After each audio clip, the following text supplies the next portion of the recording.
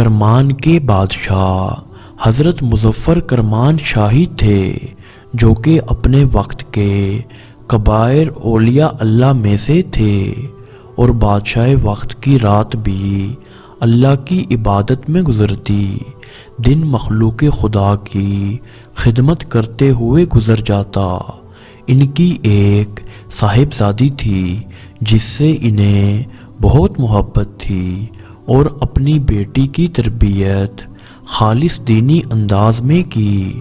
صبر و تقوی، عبادت، یہ اعلی صفات اس میں موجود تھی۔ جب بیٹی جوان ہو گئی تو آپ کو اس کی شادی کی فکر پڑ گئی۔ شہزادی کے لیے بڑے اونچے رشتے آنے لگے، مگر آپ نے کیونکہ اللہ سے لو لگا رکھی تھی، آپ کی تمنا تھی میں وہ لڑکا تلاش کروں گا جو زاہد عابد ہو۔ اس کی تلاش کے لیے آپ راتوں کو مسجدوں کے چکر لگاتے، کون عبادت زیادہ کرتا ہے۔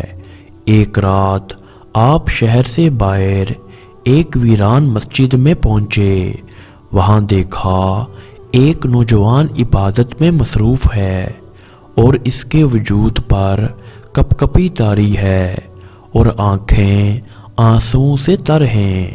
آپ نے اختتام نماز کا انتظار کیا۔ وہ نوجوان جب فارغ ہوا، اس کا حال احوال پوچھا۔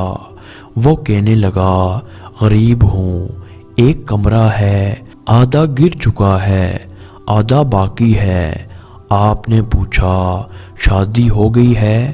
کہنے لگا، ایسے غریب کو کون رشتہ دے گا؟ آپ نے فرمایا، اگر کرمان کے بادشاہ کی بیٹی سے تمہارا رشتہ طے ہو جائے۔ وہ نوجوان مسکرا کر کہنے لگا، بابا غریبوں سے مذاق نہیں کرتے۔ آپ نے اپنی انگوٹھی نکالی اور اسے دے کر کہا، مجھ سے وعدہ کرو، کل تم بادشاہ کرمان کے دربار میں مجھ سے ملو گے۔ اگر دربان روکے تو اسے یہ انگوٹھی دکھانا، وہ تجھے میرے تک پہنچا دے گا۔ صبح وعدے کے مطابق وہ نوجوان پہنچا، دربان کو انگوٹھی دکھائی، وہ بادشاہ تک لے گیا، اور یہ دیکھ کر حیران رہ گیا کہ رات والا بوڑھا خود وہ بادشاہ سلامت ہیں۔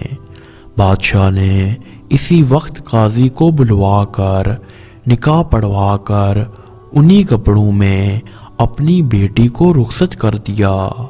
وہ نوجوان اپنی بیوی کو لے کر اپنے گھر پہنچا۔ اس نے دروازہ کھولا اور دلہن نے اپنا ایک پاؤں ابھی اندر داخل کیا ہی تھا کہ اسے گڑے پر پڑا ہوا روٹی کا ٹکڑا نظر آ گیا، اور اس نے اپنا پاؤں باہر نکال لیا اور کہنے لگی، یہ کیا ہے؟ دلہا بولا، میرا کھانا پکانے والا کوئی نہیں ہے، میں نے سحری کے وقت روزہ رکھنے کے لیے روٹی پکائی تھی، آدھی روٹی افطاری کے لیے رکھی ہے۔ دلہن کہنے لگی، تمہارا ایمان بہت کمزور ہے، اللہ کے بندے، جو ذات تمہیں سحری کھلا سکتی ہے وہی تمہاری افطاری کا بھی بندوبست کر سکتی ہے۔ اس گھر میں روٹی رہے گی یا میں رہوں گی، جاؤ پہلے اسے اللہ کی راہ میں صدقہ کر کے آؤ، پھر میں تمہارے گھر میں قدم رکھوں گی۔